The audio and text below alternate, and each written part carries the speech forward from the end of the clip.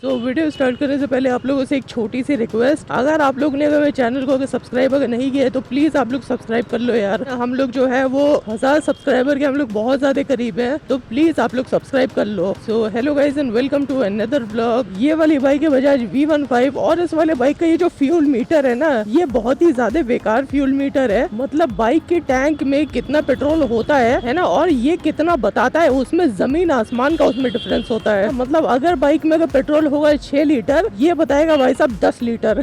सो आप लोग में से बहुत सारे लोग जो हो कंफ्यूज हो जाते हो कि इस बाइक में कितना रिजर्व है, कब रिजर्व आता है ना, बाइक में कितना पेट्रोल होता है। सो आज के इस वीडियो में मैं आप लोगों को इस बाइक के पेट्रोल टैंक के बारे में मैं सब कुछ बताऊंगा कि इस वाले बाइक के टैंक में कितना पेट्रोल आता है, इसका रिजर्व कितने लीटर पे लगता है, और अगर आप लोगों की बाइक अगर रिजर्व में है तो वो कितना किलोमीटर ट्रेवल कर सकती है। ये सब जो चीजें हैं वो मैं आप लोगों को बताऊंगा। और लास्ट में हम लोग जो है वो इसके फ्यूल मीटर के बारे में भी हम लोग छोटे में हम लोग बात करेंगे। सो चलो guys let's start the video. So आप लोगों को जो सबसे पहला क्वेश्चन आता है वो क्वेश्चन ये आता है कि इस वाले बाइक की फ्यूल टैंक की कैपेसिटी है कितनी, मतलब एक्चुअल में इसमें कितना लीटर पेट्रोल आता है। सो अभी देखो ये वाली जो बाइक है, जो कंपनी क्लेम करती है कि इस बाइक में कितना लीटर पेट्रोल आता है, वो कंपनी क्लेम करती है बेसिकली 13 लीटर। मतलब अगर आप लोग अगर बजाज के अगर साइट पे जाओगे तो उस साइट पे इस वाले बाइक का जो फ्यूल टैंक कैपेसिटी है वो 13 लीटर की लिखी हुई है। लेकिन अब ये जो बात है ये नॉर्मल बात है ना, कि कंपनी जितना क्लेम करती है हमेशा उससे ज्यादा ही पेट्रोल होता है बाइक में। सो कंपनी क्लेम करती है इसमें 13 लीटर, लेकिन इस वाले बाइक की जो फ्यूल टैंक की कैपेसिटी है वो 13 लीटर नहीं है,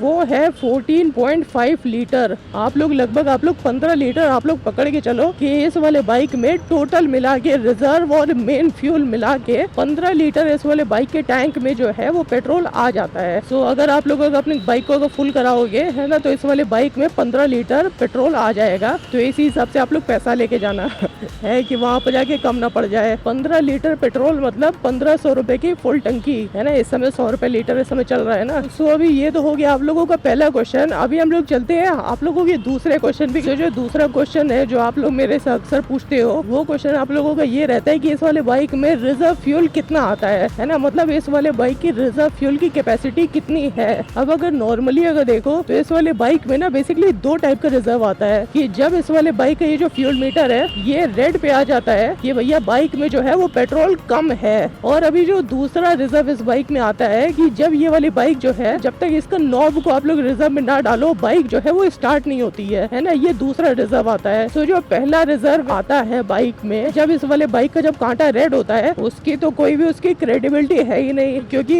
इस वाले बाइक का जो फ्यूल मीटर है वो कभी कुछ भी बताता है। कभी बताता है कि भैया बाइक जो है वो रिजर्व में आई गई है ना, और कभी बताता है कि बाइक जो है वो रिजर्व में नहीं है ना। मतलब ये वाले बाइक का जो कांटा है वो लाल से हरा, हरे से लाल होता रहता है। तो जो पहला वाला जो रिजर्व आता है इस वाले बाइक में है ना, उसके हिसाब से आप लोग मत जाओ। जो दूसरा रिजर्व आता है इस वाले बाइक में, जब बाइक जो है वो एकदम स्टॉप हो जाती है, मतलब जब तक आप लोग अपने बाइक के फ्यूल नॉब को है ना रिजर्व में नहीं डालते हो तब तक जो है वो बाइक स्टार्ट नहीं होती है। फ्यूल मीटर वाले रिजर्व का मैं कुछ बता नहीं सकता हूँ, क्योंकि उसको नापने का उसको कोई तरीका नहीं होता है, नहीं किसी में ऐसी औकात है कि वो इसका फ्यूल मीटर को बेसिकली नाप ले। सो इस वाले बाइक में जब एक्चुअल रिजर्व आता है उस समय जितना पेट्रोल बचता है बाइक में, मैं आप लोगों को मैं वो बता रहा हूँ। सो इस वाले बाइक का जो एक्चुअल रिजर्व आता है ना, वो रिजर्व आता है बेसिकली 2.7 लीटर पे। मतलब बाइक की टंकी में 2.7 लीटर पेट्रोल होता है, उसके बाद रिजर्व जो है वो लगता है। और जो कंपनी जो क्लेम करती है वो शायद वो 2.5 करती है, मुझे इतना आइडिया नहीं है, लेकिन वो लगभग वो 2.7 पे रिजर्व जो है वो बाइक का लग जाता है। क्योंकि अगर आप लोगों को नहीं बताया, बाइक ना बेसिकली पेट्रोल खत्म होने के बाद भी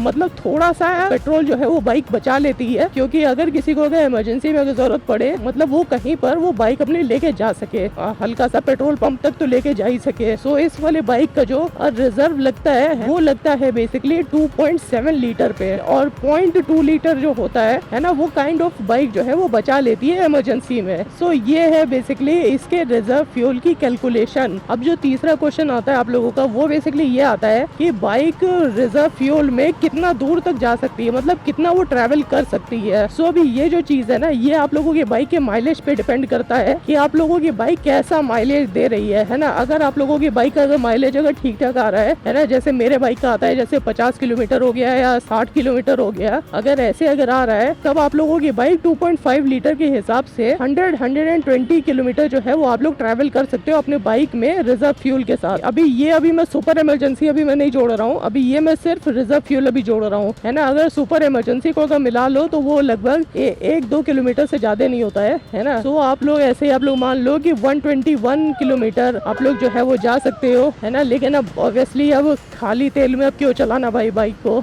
लेकिन अब ऑब्वियसली अगर आप लोगों के बाइक का अगर माइलेज अगर इतना अच्छा नहीं मिल रहा है तब आप लोगों की बाइक कितना जाएगी, है ना। मान लो किसी का अगर 40 किलोमीटर का मिल रहा है ना, तो वो 100-120 से वो काइंड ऑफ वो 70 किलोमीटर पे आ जाएगा। सो ऐसे जो है वो आप लोग अपने बाइक का रिजर्व फ्यूल का जो एवरेज डिस्टेंस है वो लोग आप लोग कैलकुलेट कर सकते हो। सो अभी ये तो हो गई रिजर्व फ्यूल की बात। अभी हम लोग चलते हैं जब बाइक की टंकी एकदम फुल रहती है, एकदम मतलब टॉप अप रहती है, तब बाइक तब कितना दूर तक जा सकती है ना। मतलब फुल टैंक में बाइक कितना डिस्टेंस ट्रैवल कर सकती है। सो अब ये भी जो होता है वो आप लोगों के बाइक के माइलेज के ऊपर डिपेंड करता है कि आप लोगों की बाइक का माइलेज कैसा है। मैं आप लोगों को मैं अपने एक्सपीरियंस से बता रहा हूँ, मैंने अपने बाइक में मैंने फुल टंकी कराई थी और मैंने लखनऊ से बनारस मैंने मारा था 1 गो में। सो यहाँ से बनारस लगभग 400-800 होता है और वहाँ पर पहुँचने के बाद मेरे बाइक में बहुत ज्यादा तेल बचा था। मतलब 14-15 लीटर की इसकी टंकी होती है, उसके बाद इस वाले टंकी में लगभग 7-8 लीटर जो है वो पेट्रोल बच गया था। सो आप लोग ऐसा समझो यहाँ से लेके बनारस तक मैंने लगभग